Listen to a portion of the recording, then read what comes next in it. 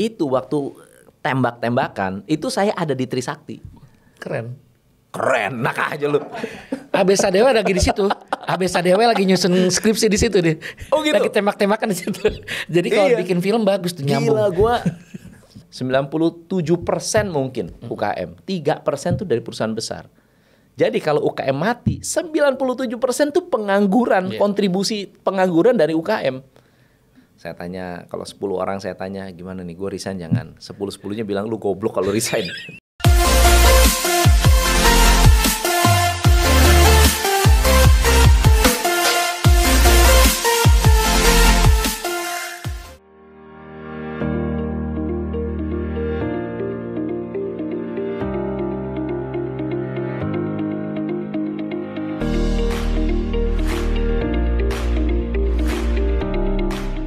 Sebelum udah di Panorama sampai 2006 nih. Lalu apa? Apakah langsung hijrah? Enggak. Langsung jadi coach? Jadi 2002 backgroundnya adalah pada tahun 2001. Oke, udah 2001. 2001 itu ada 911. 11 September. Oh, oke. Saya ada di rumah sakit, jenguk nungguin orang tua saya. Meledak tuh 911. Wih, ada apa tuh? Wah, ya kan? Kita nggak pernah tahu bahwa ternyata 911 ya 9/11 itu meledaknya Twin Tower itu merubah semua proses kita dalam berbisnis. Cara kita dalam menjalankan pekerjaan. Airlines berubah, ya kan? Kemudian asuransi berubah. Harga tiket menjadi tambah mahal, kemudian krisis kepercayaan untuk orang terbang naik pesawat itu menjadi, kan saya di travel. Ya. Gimana cara gue meyakinkan orang untuk bisa balik lagi. Percaya. Jadi orang nggak berani sampai Swiss Air itu bangkrut. Itu gara-gara itu. Swiss Air bangkrut, banyak penerbangan bangkrut. Iya. Nah, karena ya pesawatnya dihentikan, nggak berani terbang, wah pokoknya banyak masalah. Lalu kemudian itu krisis pertama tuh. Oh iya, jadi kemarin itu krisis yang itu perah krisis yang saya rasakan. Sebetulnya krisis pertama 9798, gue udah ngalamin tuh. Ngalamin juga. Ngalamin. 9798 ini agak mundur sedikit ya. Panorama tapi kan udah. Nah, 96 saya kan masuk bulan April. Masuk krisis. April 97 krisis. Itu waktu tembak-tembakan itu saya ada di Trisakti. Keren, enak aja lu. AB Sadewa lagi di situ. AB Sadewa lagi nyusun skripsi di situ deh. Oh gitu. Lagi tembak-tembakan di situ. Jadi kalau bikin film bagus tuh nyambung. Gila saya itu naik Metro Mini. Yeah. Mau nyari 91 atau 70 gitu. Yang ke daerah Roxy. Mana nih? Kok nggak ada? Tapi ini ramai. Wah, saya lihat di ujung sebelahnya di Grogol itu stasiun Grogol terminal Grogol. Dia punya pom bensin udah kebakar. Pom bensin udah kebakar. Marinir ada di jembatan penyeberangan gitu. Ya gue pikir biasa-biasa aja dong. Tahu-tahu nyebrang jalan, tahu-tahu masa di Trisakti ditembakin. Jadi saat itu lihat tuh. Ya. Gue lihat. Keren. Gitu lari kau bikin film berdua. Keren itu. Bikin film cuma kan aktornya cuma gua doang, nggak lucu. Keren. Nggak ada ceritanya. Wah, marinir udah rangsek. Nah, saya lapor ke atas. Pak, di Grogol udah rame. Saya bilang kita mendingan mengungsi nih. Udah itu saat itu juga kita turun pindah ke Saripan Pasifik. Kita lari menuju ke Sudirman. Tapi kan itu jadi bergeser semua kan. Saya berpikir kalau gua tinggal di sini bisa stranded nih, bisa bertahan. Ya udah deh. Tom, kemana? Gue pulang. Posisi masih belum terlalu ini. Saya pulang. Tahu nggak gimana caranya bisa selamat?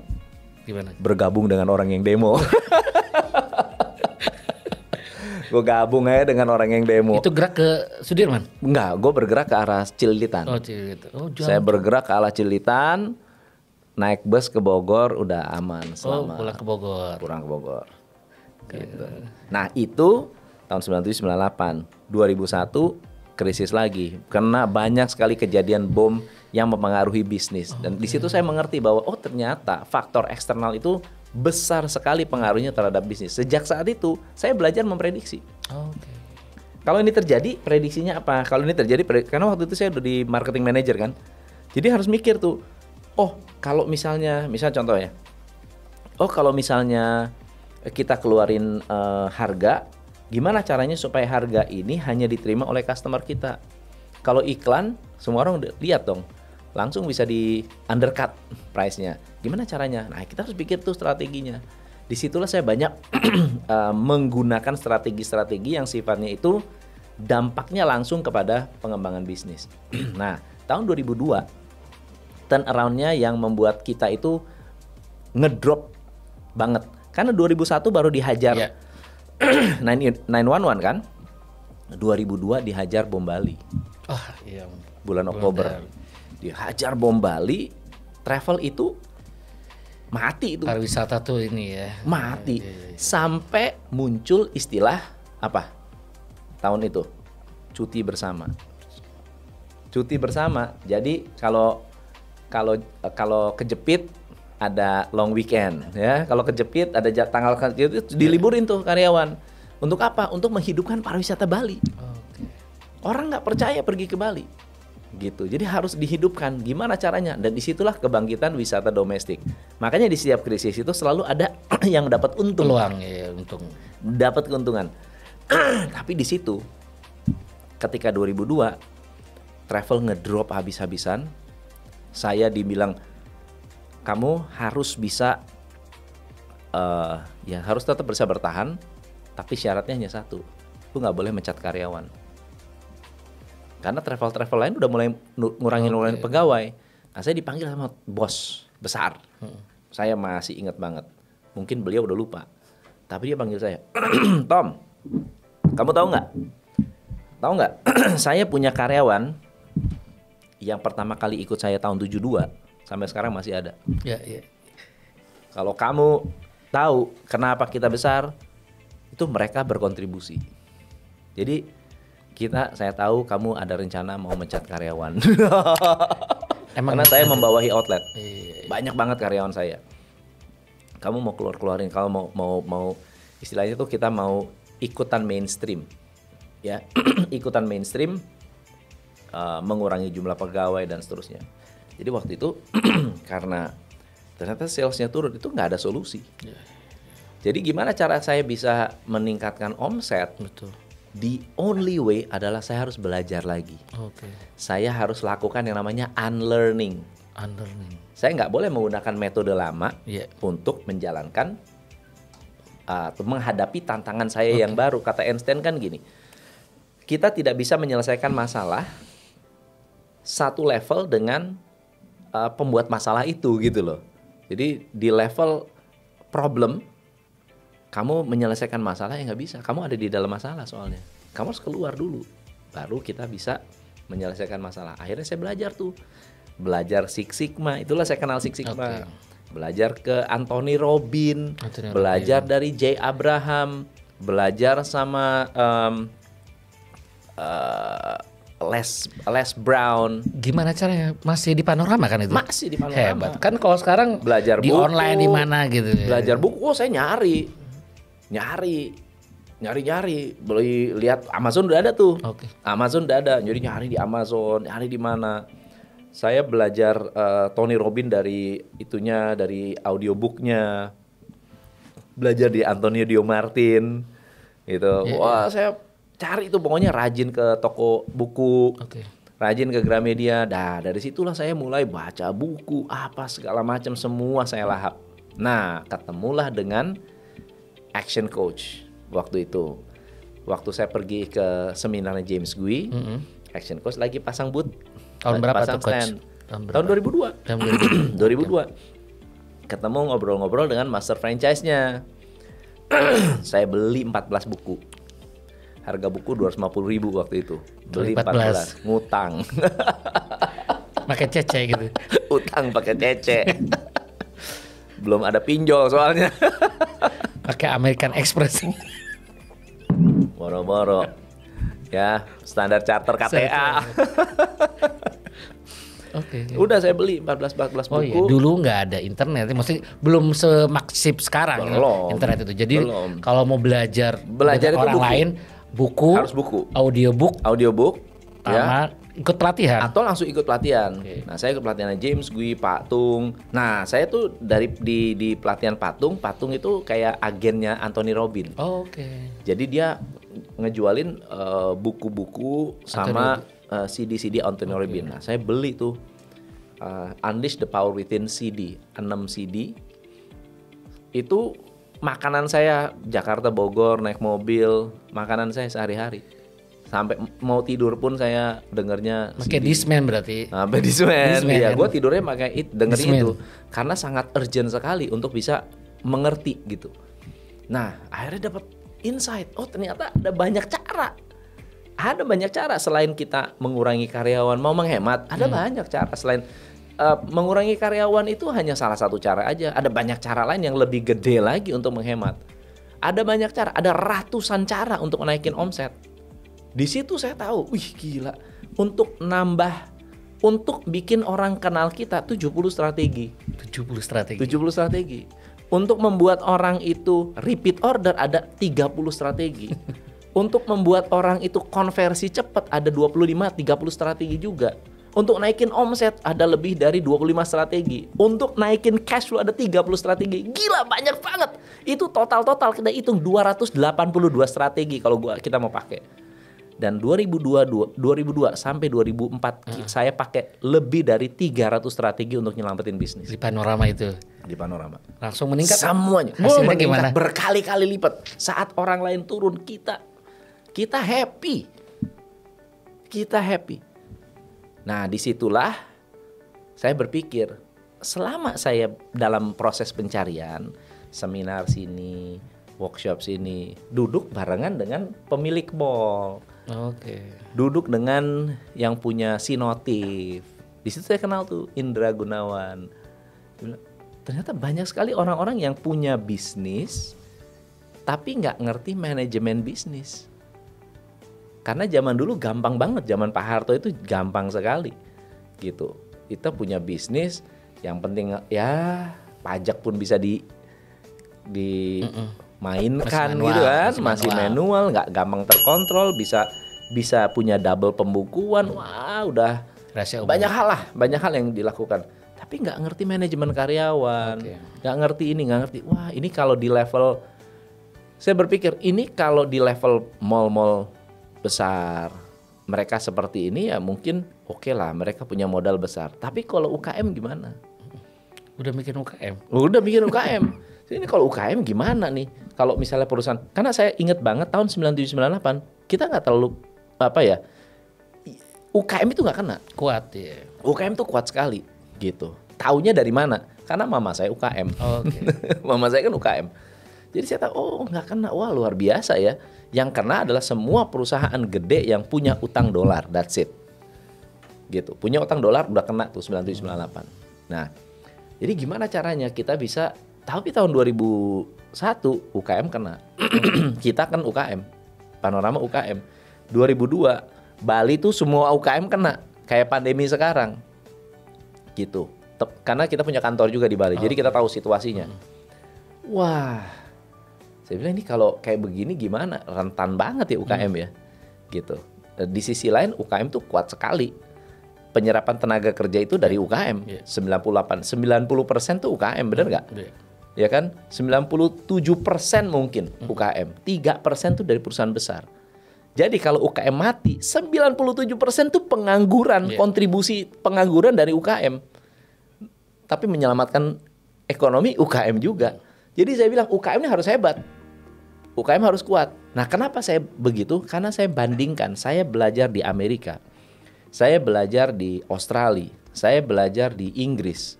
UKM-nya bagus-bagus, Pak. Produknya bagus-bagus, cara melayaninya bagus-bagus, apalagi ke Jepang. Itu produk Jepang dibawa ke Indonesia, jadi franchise tuh Yoshinoya tuh gitu kan.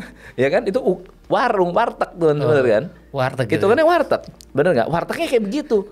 Kita wartegnya kayak apa? Nah itu yang harus wah, mungkin kalau disuruh bisnis saya bisa. Sendiri tapi ya. saya nggak punya waktu buat bantu orang. Oke. Jadi ditanya, Tom, lu bisa nggak bikin travel? Bisa. Kalau suruh bikin travel lagi, bisa. Udah bisa. Di airline, di travel saya bisa. Tapi kalau saya begitu, saya nggak punya waktu buat bantu orang. Dedikasi waktu saya adalah untuk bantu orang. Ya, sedikit-sedikit mengembangkan apa yang sudah ada. Fokus saya bantuin UKM. Ini mahal, majalah ini mahal, teman-teman. Ini mahal. Mahal. Ya, ngapain gue bikin beginian? Ini bukan personal branding. Ini isinya konten semua ini. Jadi zaman dulu konten, ini buku. Ini buku. Kita nulis buku. Ini masih ada beberapa yang belum muncul. Ya, ini buku untuk siapa? Untuk UKM. Gitu. Itu untuk belajar. Dan sekarang banyak konten-konten itu saya gratiskan. Iya, itu nanti sebenarnya yang mau dibahas nanti. Coba tuh. Sebelum masuk itu makanya itu kan disrupsi banget, gila banget, berani banget. Coach Tom hampir seminggu berapa kali sih live IG itu? Dulu tiap hari. Dulu tiap hari. Saat pandemi itu tiap hari. Nggak pernah stop tuh. Itu yang aku mau japri, Coach bener sehat. Sehat lah. Apa udah gila gitu. Yang ilmu mahal digratisin gitu gitu. Sebelum itu berarti di Panorama udah mendampingi UMKM atau belum? Berarti pemikiran itu udah ada. Di Panorama itu saya kalau saya belajar berarti ya. Kalau saya mau kasih ilmu ini gimana? Iya. Kebayang kan saya full time. Betul. Itu saya kerja jam 7 pagi, pulang jam 10 malam. Kapan bantuinnya? Tapi pas weekend itu saya mulai ngajar-ngajar tuh. Oke. Pas weekend tuh saya kumpulin di sini ada apa keluarga ibu-ibu yang pengen bisnis nggak? Gua ajarin deh. Pertama kali di mana itu, Coach? Di Bogor. Ingat tetangga. Deket-deket rumah. Siapa pesertanya? Keluarga. Bisnis maksudnya usaha apa aja? Dagang apa? Ibu-ibu nggak punya bisnis. Ibu-ibu nggak punya bisnis. Oke. Mau bikin rumah makan atau mau bikin ini, dimulainya gimana? Itu saya ajarin. Ada yang bisnis, ada yang mulai bikin inilah, bikin itulah. Anda ada pertanyaan apa, masuk segala macam itu saya ajarin, gitu. Nah belakangan mulai adalah yang minta tolong, Tom saya punya resto nih, gimana ya caranya biar berkembang ya? Saya temuin karyawannya. Nah pertama kali mendapatkan uang di membimbing itu, coaching itu kapan dan berapa? Pertama kali 2006 sebelum menjadi seorang business coach.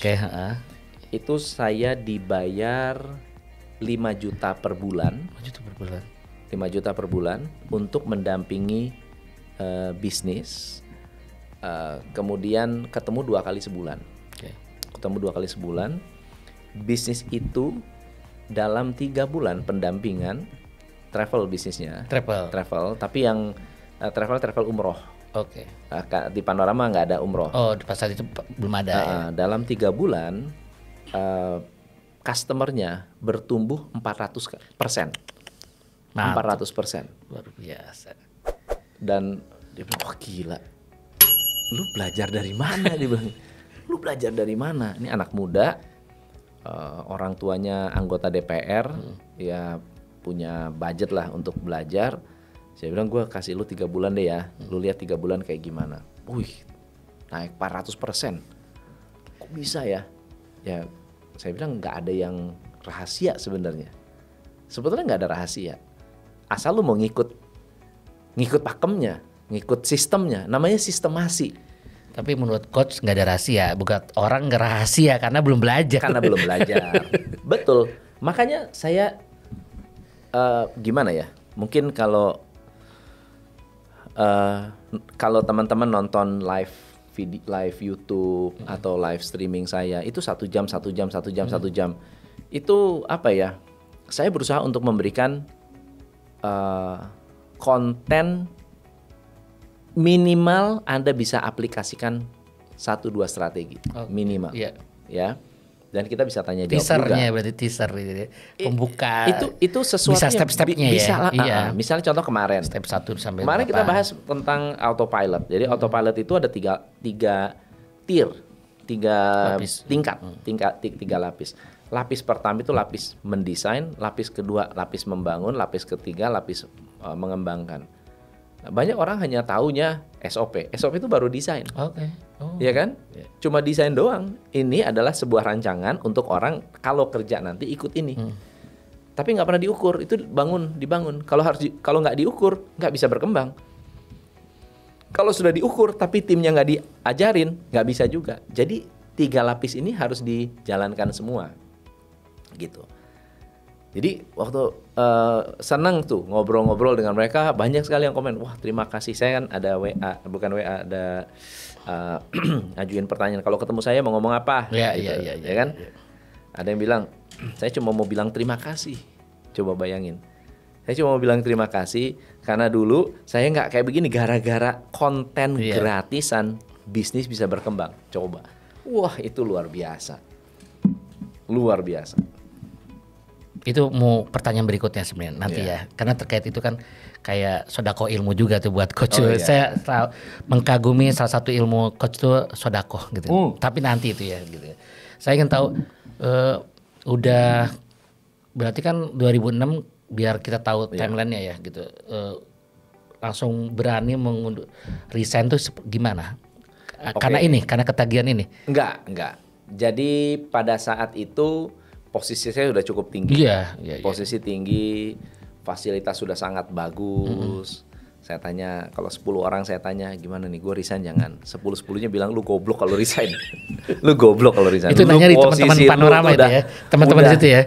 Bukan temen aja, teman, keluarga, semua. Gue tanya, gimana, gue resign jangan ya. Lu goblok kalau resign. Lu udah tinggal 1-2 langkah doang, lu udah jadi gua rasa lu bisa pegang saham kali gitu, dan gua rasa lu salah lu kalau keluar gitu kan. Tapi saya berpikir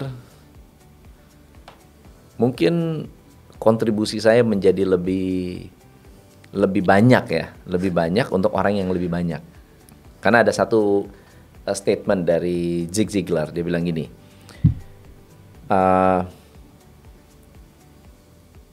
if you help enough people get what they want, you can get whatever you want.